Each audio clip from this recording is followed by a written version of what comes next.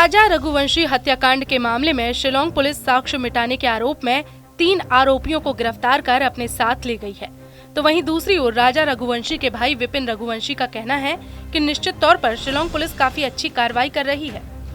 साथ ही राजा रघुवंशी के भाई विपिन ने सोनम के भाई गोविंद पर कई गंभीर आरोप लगाए हैं।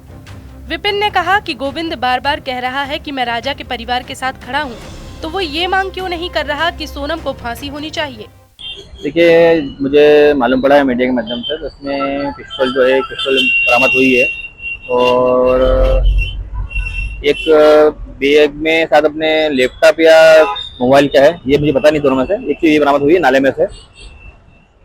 भैया, इस पूरे एपिसोड में लगातार जो गोविंद है सोनम का भाई, वो आपकी मदद करने का कह रहा है, उसको लेकर आप क्या कहना चाहें? देखिए, अब गोविंद जिस प्रकार से मीडिया में कह रहा है मैं राजा के भाई के साथ खड़ा हूँ, राजा को इंसाफ दिलाऊंगा मैं, तो कहीं ना कहीं बोल रहा है। तो हमारा मानना इसमें ये है, तो उनको लग रहा है उनकी लड़की ने गलत करा है, लड़की आरोपी इसमें है, तो उनको उनकी लड़की के खिलाफ जो है कार्रवाई करना चाहिए, उनकी मांग करना चाहिए। लड़की जो है हमारी लड़की को फांसी मिलना चाहिए। अभी तो ऐसे उनकी तरफ से बयान आई नहीं अभी तक।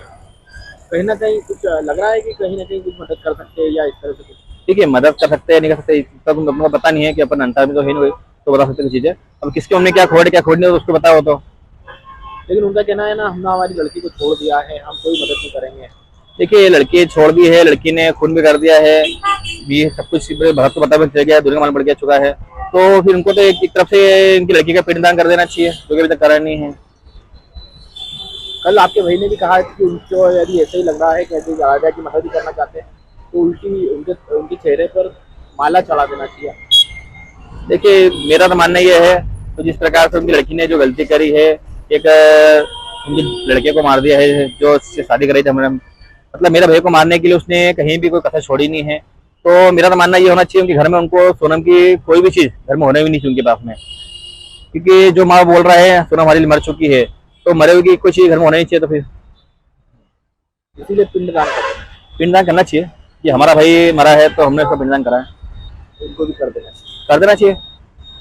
इसके अलावा जिस तरह से भैया इस पूरे मामले में आप तो मतलब जिस तरह से पूरा घटनाक्रम चल रहा है, 8 आरोपी गिरफ्तार हो चुके हैं। आज सोनम ने भी शिलांग पुलिस के सामने उगल दिया है कि उसने राजा को मारने की प्लानिंग करी थी राज के साथ शादी करने के लिए। देखिए, जिस प्रकार से भी सोनम ने कबूल करा है और ये मीडिया के माध्यम से मुझे मालूम पड़ा भी है, और वहाँ के एसपी साहब के वाइड भी सुनी मैंने है, उसमें सोनम ने कहा है तो राज और मैं दोनों प्यार करते थे और हम लोग जो है शादी करने वाले थे, मगर मेरे घरवालों ने शादी होने दी नहीं मेरी है, और इसी कारण जो है मैं राजा को मैंने मारा है।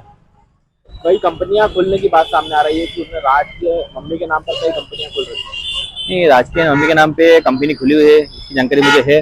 और सोनम बिजनेसमैन बनना चाहती थी, मगर उसने राजा को मारा इसके लिए कि राज से प्यार करती थी, वो इसकी जानकारी उसने घर वाले को पहले दे चुकी थी। जब ये बात सोनम ने कबूल करी है। क्या भैया शादी के पहले ऐसा कुछ तय हुआ था कि ये काम करेगी सोनम शादी के बाद, या इस तरह? नहीं, शादी के पहले जब रिश्ते की बात हुई थी उस टाइम पे हमसे पूछा हमने था, सोनम जो है शादी के बाद कभी काम करना चाहेगी तो आप लोग को आपत्ति तो नहीं है? हमने कहा कोई दिक्कत नहीं है, पढ़ी लिखी लड़की है, तो काम करना चाहती है, कभी ऑफिस का भी जा सकती है, कोई दिक्कत हमें नहीं है।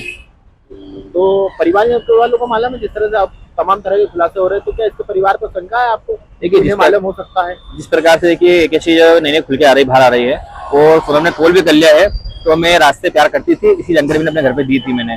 तो इसमें कुल मिला के यही है, तो परिवार ने हमसे बातें छुपाई है।